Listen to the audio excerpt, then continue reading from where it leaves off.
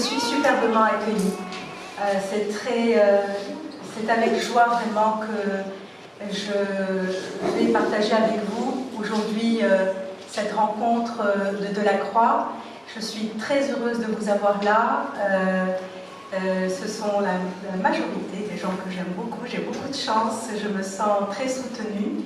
Et je remercie particulièrement, bien sûr, l'Institut français de Rabat, Madame la directrice, Madame la responsable de la médiathèque, qui, en effet, m'accueille avec beaucoup de chaleur, d'humanité et de sympathie, de bienveillance. Vraiment, ce n'est pas courant. J'en suis très, très heureuse.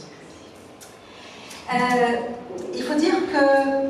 Et puis, aussi, on est aujourd'hui rassemblés, c'est une première, c'est vrai, j'aurais aimé que tout le monde soit là, mais malgré ce temps étrange et difficile que nous vivons tous, cette institution ouvre les portes et je crois que c'est heureux, nous prenons des risques, mais en même temps, je crois que nous respectons aussi tout ce qu'il faut respecter pour nous prémunir de la maladie. Il faut dire que c'est dans le cadre de l'exposition au musée Mohamed VI, l'exposition d'ailleurs remarquable Delacroix, souvenir d'un voyage au Maroc, que j'interviens. Mais il ne s'agit pas du tout d'une œuvre exposée au musée. C'est pas ce que j'ai eu envie de faire. Et il faut dire aussi que Delacroix, eh bien, il l'a réalisé bien avant son voyage au Maroc. Vous voyez, c'est un choix particulier. Mais cela parce que, tout simplement, l'exposition a suscité en moi le désir de prolonger la rencontre avec le grand Delacroix, au-delà des frontières, du mouvement orientaliste en particulier, eh bien, pour sa vision du monde, spécifiquement romantique. Corollairement, je vais vers une œuvre immense, que je n'ai jamais vraiment regardée, celle-ci, La mort de Sardanapale. D'emblée, elle suscite l'admiration par sa facture et elle a ce je ne sais quoi d'intemporel, peut-être un souffle, un rythme. Cette peinture m'attire, mais j'ai beau regarder, je n'y vois rien.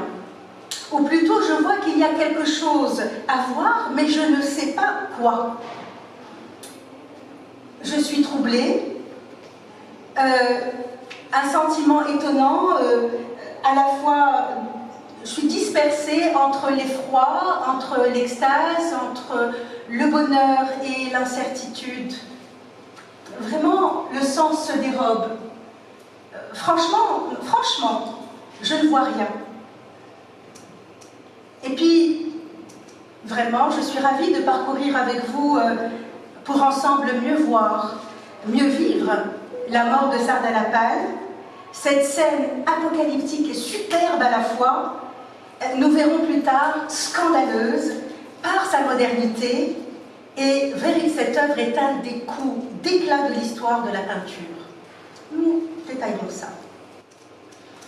Reste qu'avant l'investigation, je tiens à préciser qu'il ne s'agit pas ici de signifier, de déterminer le regard, plutôt d'élargir sa faculté perceptive, sa faculté de juger et l'amener à découvrir de nouveaux rapports au monde. Merleau-Ponty, nous fait part de cette expérience en évoquant l'art de Cézanne.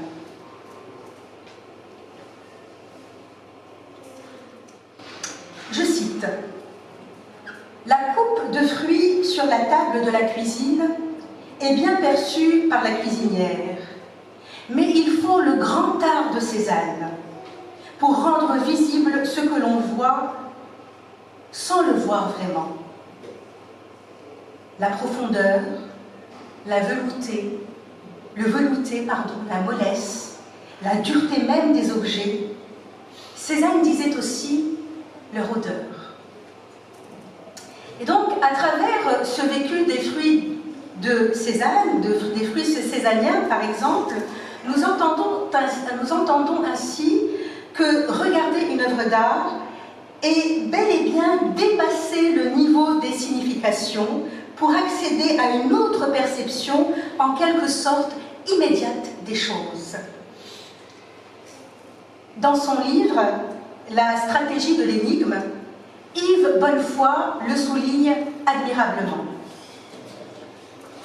Traitant de cette autre œuvre d'art de l'histoire,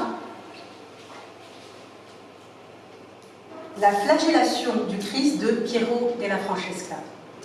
Je cite Bonnefoy. Car lorsqu'on ne sait toujours pas ce qui se passe dans une scène, quand donc les hommes et les femmes sont perçus dans leur humanité essentielle, parmi des choses elles-mêmes délivrées de la signification et de ce fait plus présentes par leur aspect naturel, eh bien, c'est celui-ci, c'est l'apparence sensible qui remonte dans les figures. Les couleurs s'intensifient, les formes se font comme telles, plus immédiatement perceptibles. Je constate que regarder la flagellation, sans comprendre ce que signifient par exemple ces trois personnages du premier plan, c'est voir d'autant plus directement et plus fort ce qui, dans le tableau, n'est pas signification. Justement, la couleur, la forme, les échanges de couleurs que couleurs et formes ont entre elles, voir dans leur spécificité maintenant ces éléments de l'être sensible et leur virtualité musicale. Ne pas comprendre permet de voir. Ne pas comprendre permet de voir. Cependant, ne pas comprendre permet de voir est une expression qui n'a rien à voir avec l'ignorance, pas du tout. C'est une phrase qui est écrite quand même par un immense poète et traducteur de Shakespeare, qui d'ailleurs s'appuie sur les instruments de l'historien de l'art pour finalement une lecture poétique du tableau. Une lecture désireuse de maintenir toute l'œuvre de Piero della Francesca dans la perspective d'un suspense de la signification permettant au poète, Bonnefoy, tel un miroir, d'expliciter et de comprendre son propre rapport au monde et au langage. Donc, doubler la lecture poétique par un autre point de vue, celui de l'historien de l'art et des idées, me semble une démarche idéale pour apprendre à regarder, à aimer une œuvre d'art, car comme dit Bourdieu, l'œil biologique ne voit rien. C'est dans cet esprit que, là on revient, hop,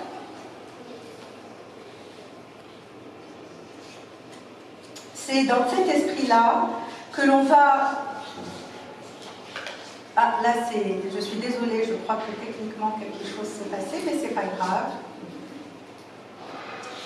C'est dans cet esprit, comme l'ordinateur a changé, donc l'ordre a changé, on revient à la mort de Sardanapale, et puis face à cette œuvre-là, on va se poser des questions. Naturellement, la question que raconte-t-elle? Quels moyens l'artiste a-t-il utilisé pour susciter l'émotion artistique? Nous allons l'approcher, puis pénétrer dans son intimité et surtout tenter d'outiller le regard et l'ouvrir vers ses préférences dans la vision sensible de l'art.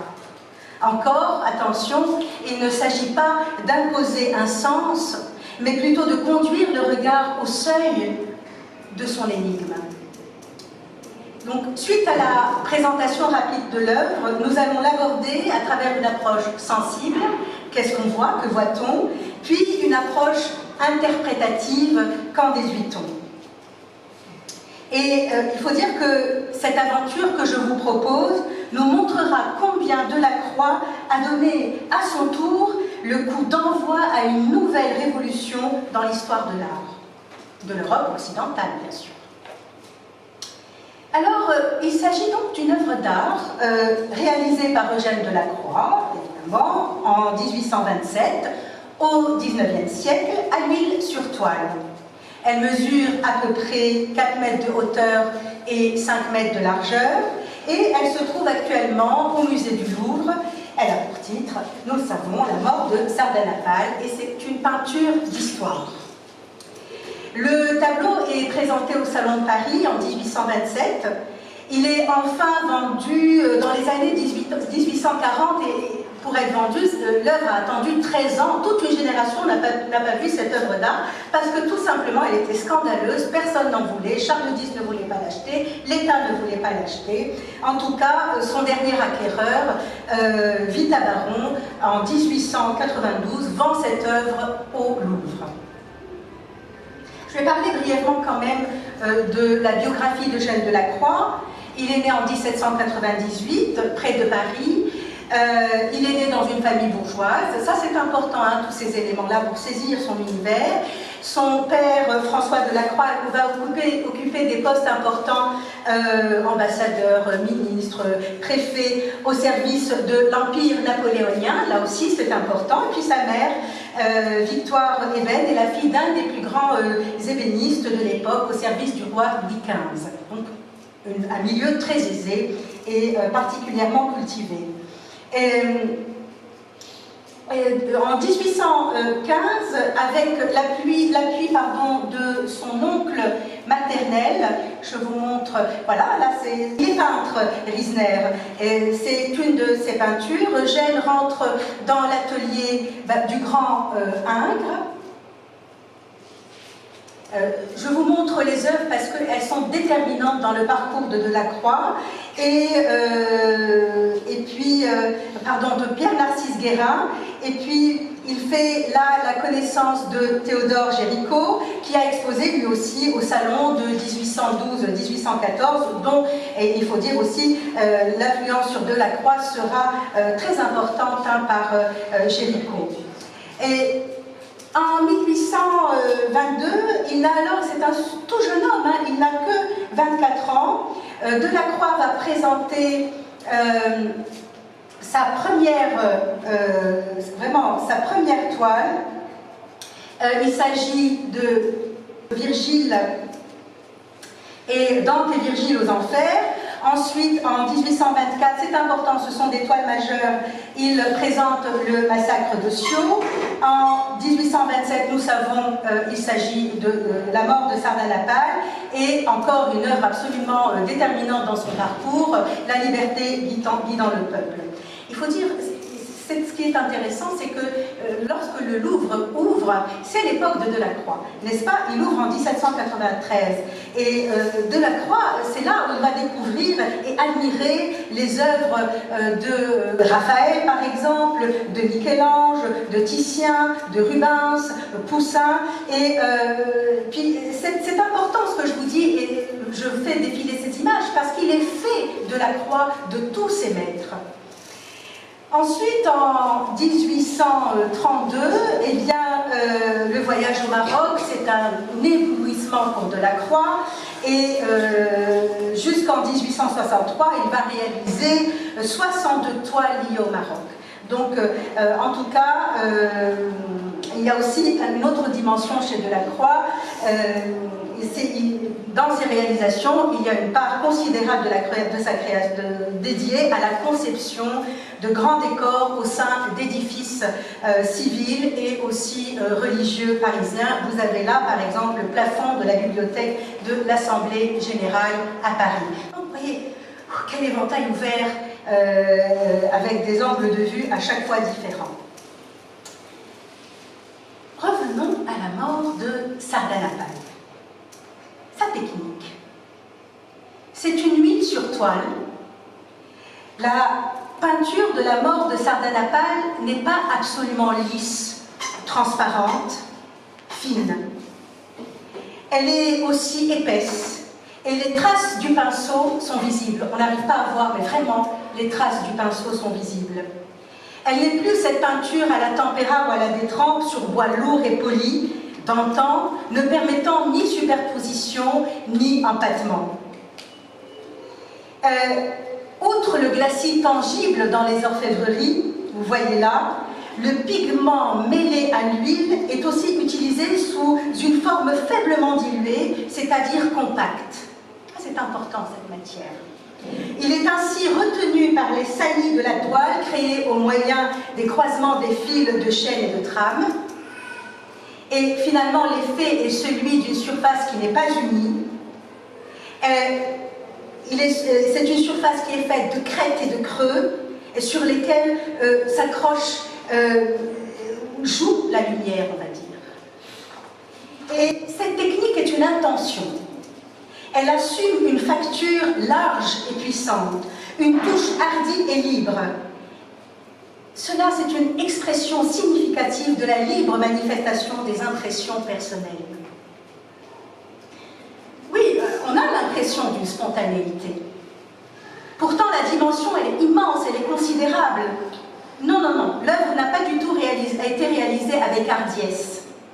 Il a fallu un labeur acharné. 6 mois de travail. Elle est infiniment préparée, méditée, à l'aide d'ailleurs d'autres techniques.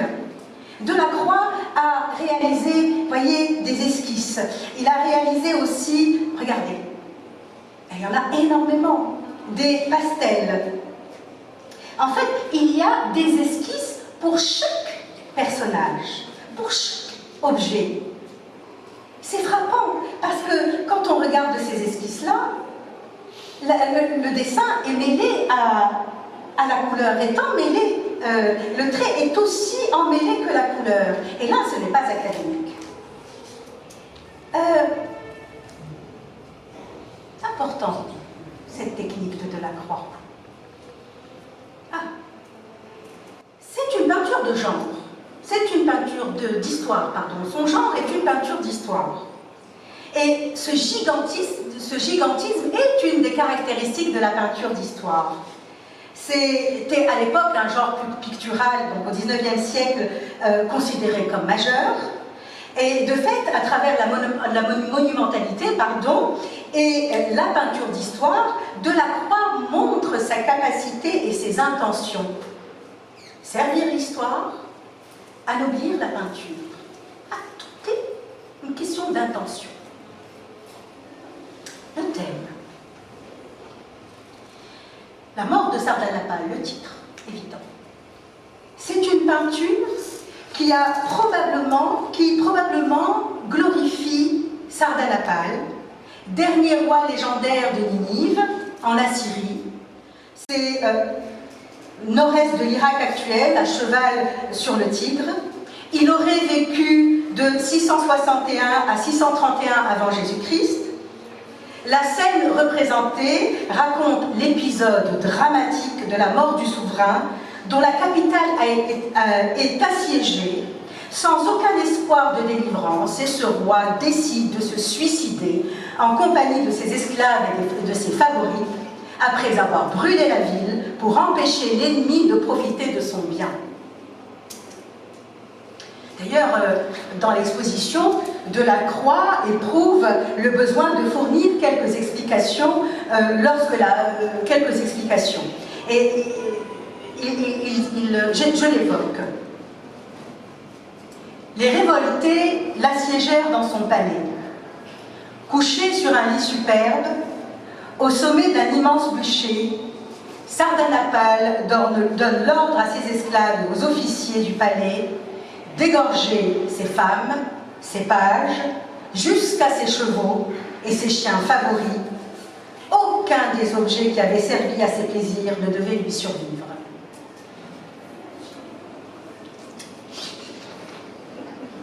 Terrible. Lord Byron, poète anglais, l'un des écrivains phares du romantisme, avait justement fait de ce héros oriental le protagoniste principal d'une de ses pièces en 1821. Puis certains historiens, beaucoup, pensent que Delacroix y aurait puisé son inspiration entre autres sources d'inspiration.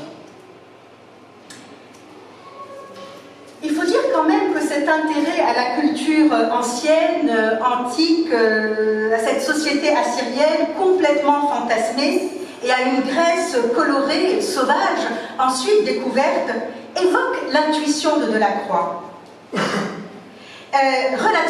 Cette intuition relativement à son siècle, où il y a eu une passion pour l'Antiquité et elle a continué à s'affirmer depuis la Renaissance. Et à ce moment-là aussi, le fondateur du Louvre va en Grèce, Napoléon retourne de sa campagne d'Égypte, et tout cet ailleurs fascinant, étrange, lointain inspire Delacroix. Et il faut dire aussi autre chose, c'est important, la mort de Sardanapale n'est pas sans lien avec cette guerre d'indépendance de la Grèce, c'était un massacre aussi perpétré en 1822 par les Ottomans. D'ailleurs, le poète de Sardanapalus, Lord Byron, s'engage auprès des Grecs pour la justice, il est romantique, et trouve la mort lors de cette guerre d'indépendance. Aussi, il ne faut pas oublier qu'en 1827, c'est aussi l'année de la parution de la préface de Cromwell par Hugo, expression du romantisme, revendication de la liberté et de la modernité. Voilà pourquoi cette œuvre est comme ça. Dans la même veine, nous préciserons, la mort de Sardanapale va être perçue comme une provocation, autrement dit, un manifeste du romantisme. Alors bon, c'est un regard ouvert comme ça, qui nous donne des indications sur Delacroix. Puis je voudrais maintenant qu'on observe, s'il vous plaît, cette immense œuvre, sa composition. Mais avant, j'aimerais qu'on entende Sardanapale. Et je vous le propose, je vais citer Sardanapale, extrait des œuvres complètes de Lord Byron. Alors, je suis un peu Sardanapale.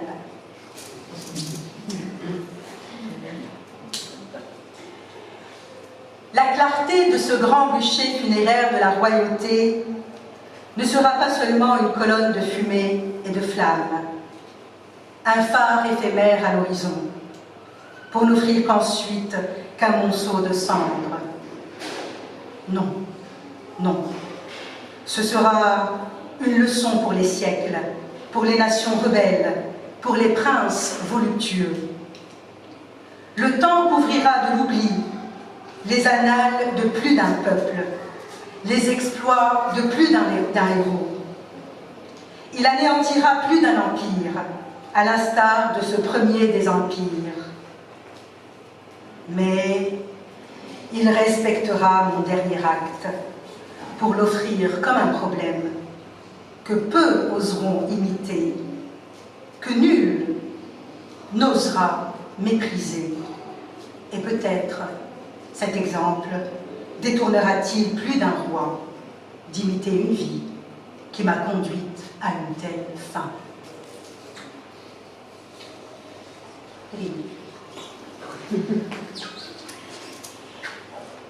Et comme cette histoire que je viens de vous raconter, le tableau est bien plus large que le regard. Il est immense, il est spectaculaire, il nous surplombe. La scène semble se déverser sur nous. Les yeux cherchent à rassembler en vain. Chaque fois que nous regardons, nous ne regardons jamais vraiment le même personnage.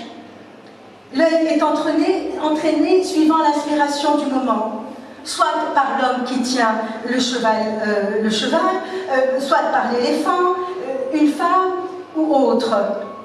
Le regard est tourbillonnant, il est elliptique. Il n'arrive même pas à converger vers le seul Sardanapale. Pourtant, il est au cœur de l'action. Et c'est étonnant, il n'y a pas du tout de hiérarchie, vous voyez. Dès que nous voyons, nous ne voyons plus. Regardez bien, regardez le sol, vous le voyez? Non, il est invisible. Il est recouvert d'objets éparpillés, renversés, il y a un amoncellement désordonné, vraiment, et cela défavorise tout repère. Ni le haut, ni le bas, ni l'intérieur, ni l'extérieur ne peuvent être, n'est-ce pas, définis. C'est un massacre où règne la confusion, la violence. J'ai compté 7 groupes d'hommes, de femmes, d'esclaves, de concubines, d'eunuques et de chevaux se tordent, se tuent, se mêlent au milieu des orfèvreries et des tissus qui s'enchevêtrent. Puis, chaque ensemble est une force centrifuge, une turbulence qui s'emporte et gire dans l'orbe d'un sardanapale, lui, superbement indifférent. Il est inébranlable, mollement lascif, mollement étendu sur sa couche, gardé par des éléphants d'or, la tête appuyée sur son coude, il contemple la destruction de son monde qui s'embrase et s'immole devant lui. C'est bon? Vous me suivez? Au premier plan, à gauche, un esclave noir tire un cheval par la bride et lui enfonce un poignard dans le cœur. Au bas du lit, à gauche, une femme se voile la face pour échapper à l'horreur. Voyez? À l'horreur du drame. Là, vous voyez, au pied du lit, une autre cambrée. Elle est maintenue fermement par un homme qui s'apprête à l'égorger. À droite, une troisième ici, là, suspendue. Je crois qu'elle se pend. Elle se pend à une tenture. Je crois que, parce que je ne vois rien, je ne vois pas. Et une autre, adossée, voyez, au lit, va être tuée. Au pied du souverain, waouh, sa favorite, à plat ventre sur le lit, chevelure déployée, probablement morte. Elle offre quand même au regardeur du tableau un plaisir que Sardanapale n'a pas du tout envie de partager avec ses conquérants. Il refuse ce plaisir à ses conquérants. On entend.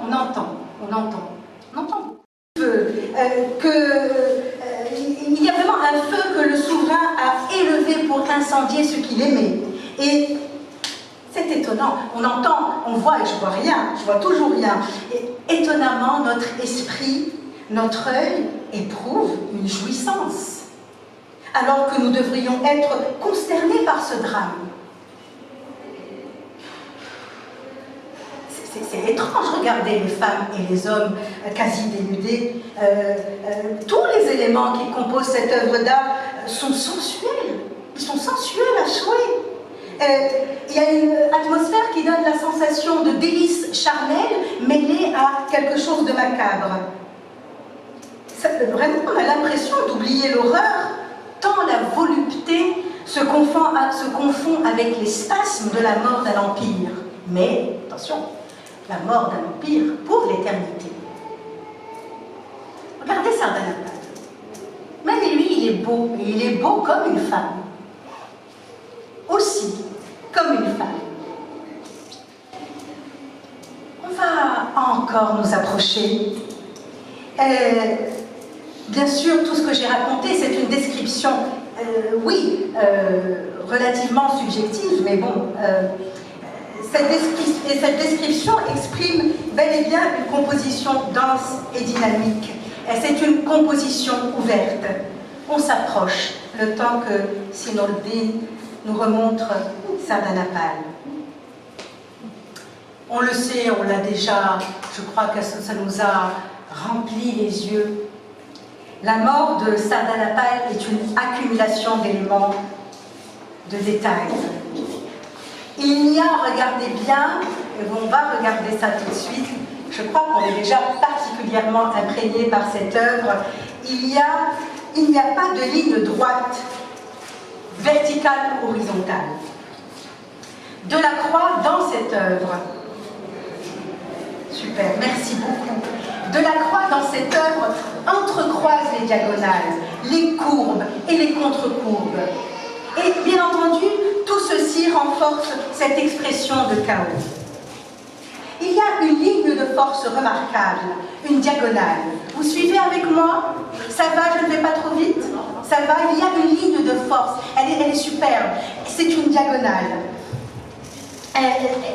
Regardez, le lit dessine une forme de faisceau en forme de trapèze, partant de la tête de Sardanapale et balayant la scène jusqu'à l'extrémité basse. Bien sûr, tout ceci dynamise formidablement l'image. l'espace. Et puis, on remarque Sardanapale, vous le voyez là, personnage principal, et c'est bizarre, il est mis dans un plan intermédiaire. Il est ni second, ni premier, il est presque dans un angle. Et oui, ça déséquilibre complètement la composition.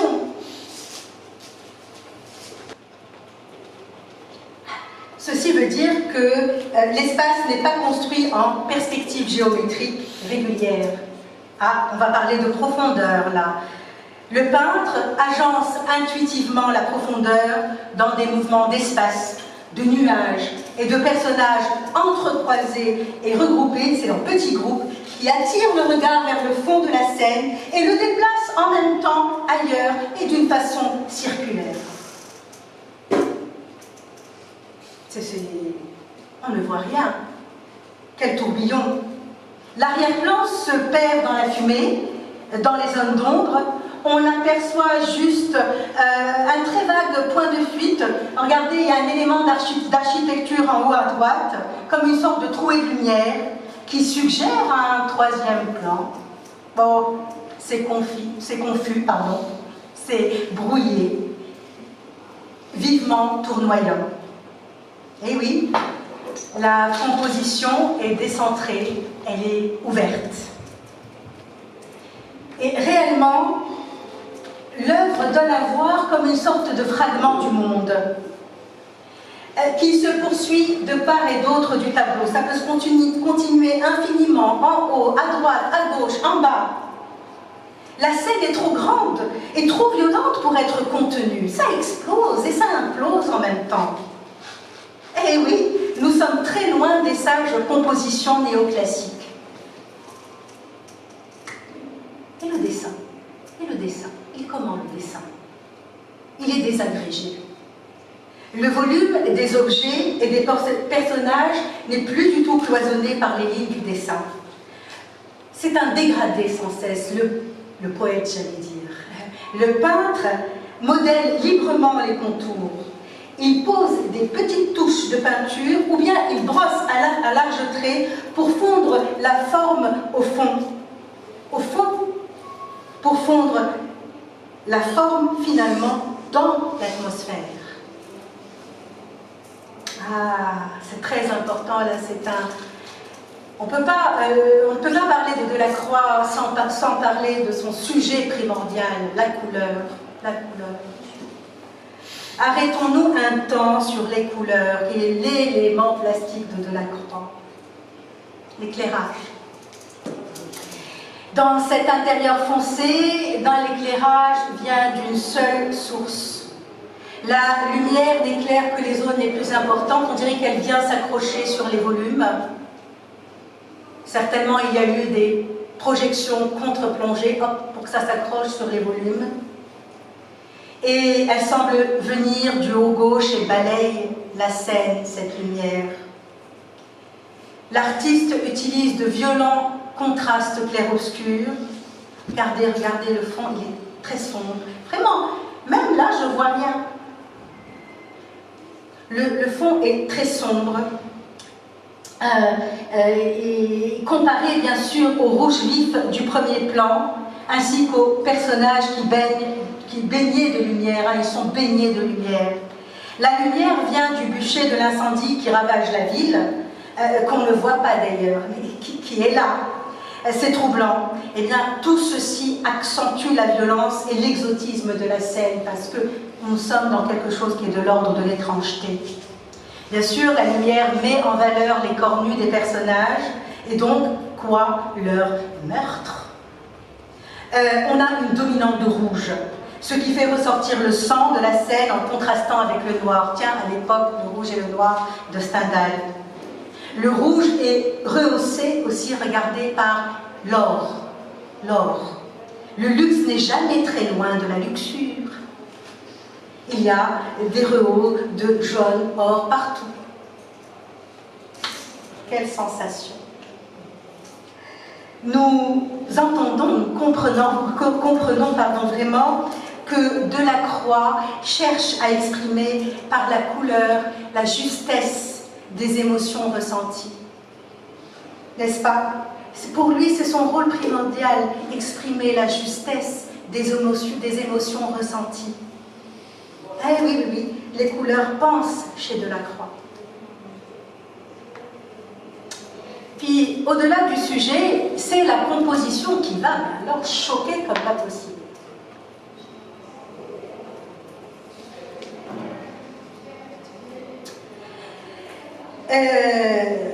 Toutes ces caractéristiques que je viens d'évoquer manifestent en effet la rupture avec la tradition, sinon la modernité de l'œuvre de Delacroix. Est-ce qu'on peut un petit peu fermer la porte? Merci beaucoup. Regardez. Hop. Hop.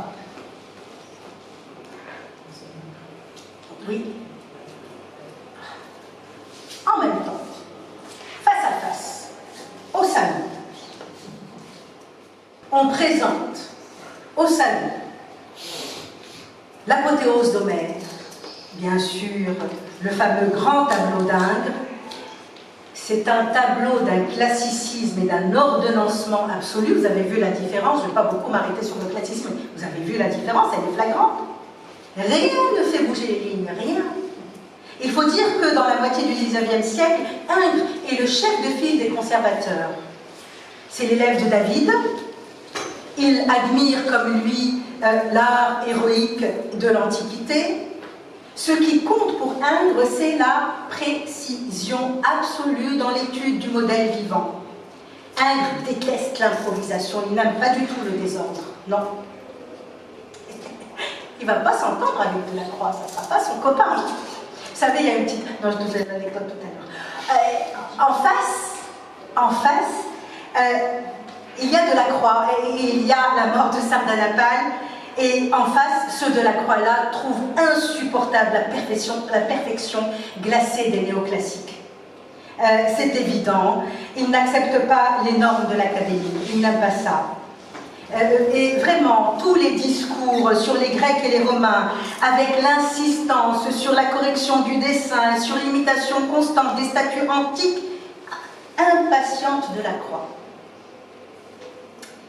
Ils pensent qu'en peinture, la couleur est bien plus importante que le dessin, l'imagination que le savoir. Pour lui, le véritable but de peindre est de nous faire part à l'intensité de l'instant. L'intensité de l'instant. De nous faire partager l'exaltation devant une scène à la fois cruelle et séduisante.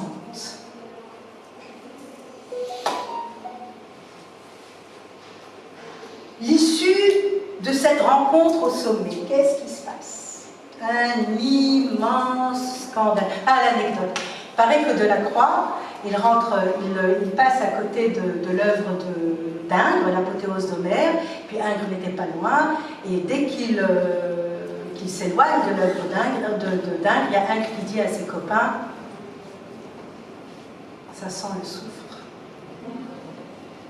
Oui, c'est méchant.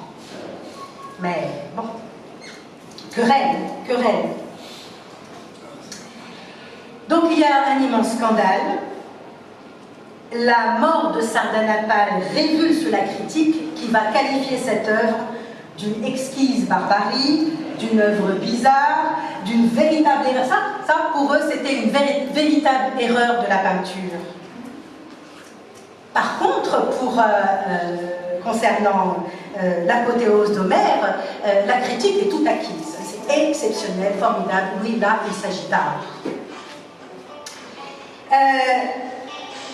La mort de Sardanapale, finalement, illustre formidablement la querelle entre deux écoles, les romantiques et les néoclassiques, et deux situations, l'art de l'émotion, Sardanapale, et celui de la raison, l'apothéose d'Homère.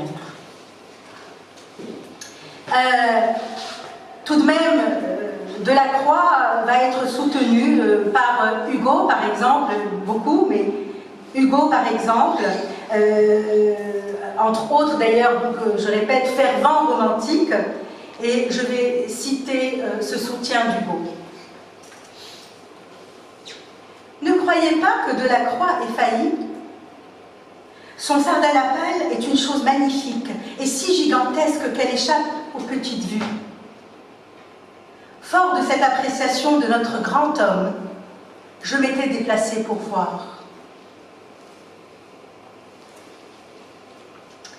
Voyez, c'est affirmé. Delacroix appartient à la longue lignée des grands révolutionnaires qu'a engendré le pays des révolutions, la France. Et là, brièvement, le contexte, c'est en effet le contexte historique du XIXe siècle. Il est tumultueux, il est constamment révolutionnaire, instable, pas par hasard que la mort de Sardanapale est comme ceci. L'artiste ne travaille pas dans une tour d'ivoire, il est témoin et acteur de son temps. Un temps, comment est ce temps? Le temps est rythmé par de nombreux bouleversements politiques, du fait de la lutte permanente entre héritage de la Révolution, les héritages de la Révolution, liberté, égalité, république, souveraineté populaire, et les tendances au conservatisme et au retour à la monarchie absolue. Vous voyez comme ça se tiraille. Il y a eu pas moins de 7 régimes qui se sont succédés au fil du XIXe siècle, et tout cela marqué par des guerres, des coups d'État et des épisodes révolutionnaires. Delacroix a travaillé dans ce contexte. Aussi, il faut noter qu'en 1830, c'est aussi les débuts de la révolution industrielle, l'essor du capitalisme et la montée d'un matérialisme pécuniaire. Bien sûr, si la révolution industrielle fait émerger une nouvelle richesse, elle engendre simultanément l'apparition d'une nouvelle forme de pauvreté. Bien sûr, on a déraciné les ouvriers de leur campagne, et puis cette révolution industrielle et ce contexte politique complètement instable et constamment changeant, modifie les mœurs autant que l'environnement, et ceci va accélérer d'une façon effrénée le rythme de la vie.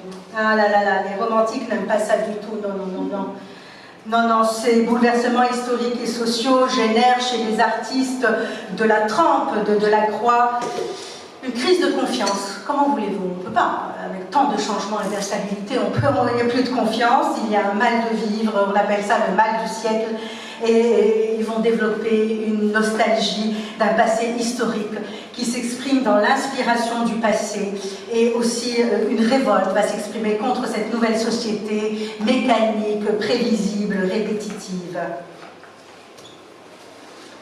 Alors, de fait, d'espoir anéanti en espoir anéanti, pour les romantiques, l'imagination devient le moteur de la création, l'émotion brise les définitions et les règles, les artistes pour la première fois peignent en leur nom, au nom de leurs idées, ne copient plus la nature, et comme l'évoque Delacroix dans son journal, ils traduisent, les artistes, la libre manifestation des impressions personnelles. Et pour ouvrir, et je vais m'arrêter là, c'est le Delacroix avant-gardiste, précurseur de l'histoire de l'art moderne que je veux aborder, mais brièvement.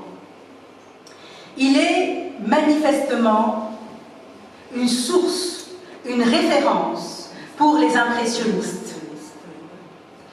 Puis, bien entendu, Cézanne. Regardez, je remonte, hop, hop, hop, hop. D'accord? Sautez, sautez, sautez, Homère, tac.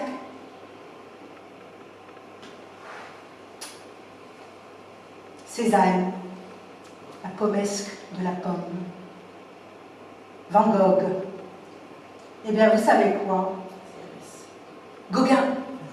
Eh bien, tout cela évoque Delacroix comme un modèle. Et ils disent que leur rapport à la couleur naît du rapport à la couleur de Delacroix. Voyez, c'est un avant-gardiste moderne par excellence. Delacroix, source de ce qui suit, transparaît remarquablement, et là on ne peut pas éviter de citer Baudelaire, cet immense poète qui admirait énormément Delacroix. Et Baudelaire, à travers ce que je vais citer, vous allez voir, dit qu'il est source de ce qui suit, que Delacroix est source de ce qui suit. Je cite le poète pour le peintre.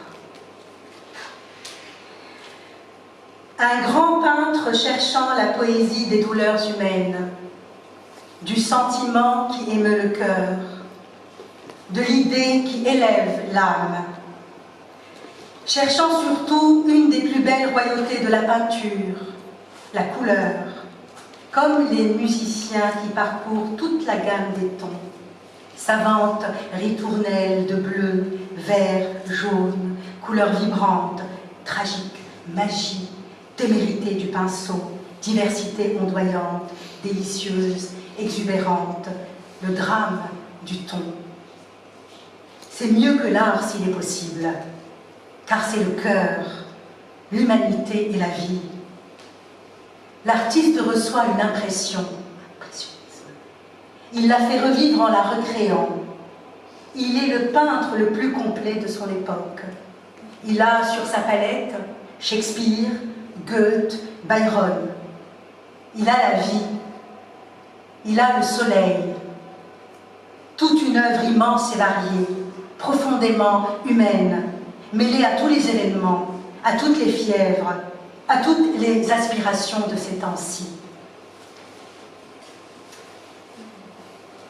C'est pas exhaustif. J'aurais aimé encore dire tout ce que je n'ai pas vu. Et puis, j'avoue franchement que regarder une œuvre d'art, c'est pas une tâche facile. C'était difficile, franchement, c'était difficile. Oui, beaucoup de choses sont écrites, mais non, j'ai vu que je n'ai pas vu. Et c'est difficile aussi parce que dans notre monde d'écran producteur de clichés, c'est dur de regarder. Et plus que jamais, outiller le regard afin de nous épargner de la prolifération et la dissémination des clichés, plus que jamais, outiller le regard. Nous épargner aussi d'un art de la distraction qui nous aveugle au lieu d'élargir notre perception. Il s'agit de devenir de véritables voyants au lieu de voyeurs que nous sommes souvent. Regarder une œuvre d'art, outiller le regard, tout en acceptant de ne pas comprendre. Ne cherchez pas à comprendre quand vous allez voir une exposition. Libérez-vous, allez-y, c'est tout, allez-y. Ne pas comprendre pour mieux voir. Qu'est-ce que voir? Peut-être à mes yeux, ne pas oublier le langage, c'est-à-dire la poésie. Bien sûr, j'aurais aimé, et je ne peux pas, avec une présence, un grand musicien, M. Black. Je lui ai parlé de la musique, je ne peux pas. Tout n'est pas dit et tellement manifeste dans la mort de Sardanapale, le Delacroix musicien, et son rapport passionné à Mozart, à Chopin, aussi Ruda, le roman, à la littérature. Et merci. Merci de votre attention.